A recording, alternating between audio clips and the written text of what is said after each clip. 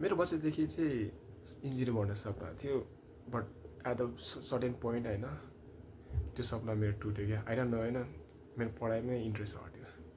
अनि त्यसपछि मैले एउटा अर्को सपना राखेँ होइन, जुन चाहिँ एकदम लामो समयपछि, अनि त्यो एन्टरप्रेन्योरसिप।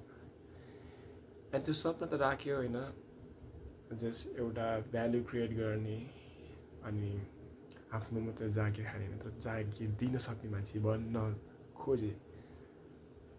Till now I am not at that point होइन। के चिज ममा कमी छ त्यो मलाई थाहा छैन। मलाई मेन्टरसिप जरुरी छ, अथवा माइन्डसेट सिफ्ट चाहिएको छ, अथवा के चाहिँ छ। I don't know what skill I need to develop within my self.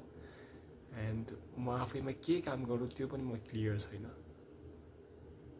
I don't no.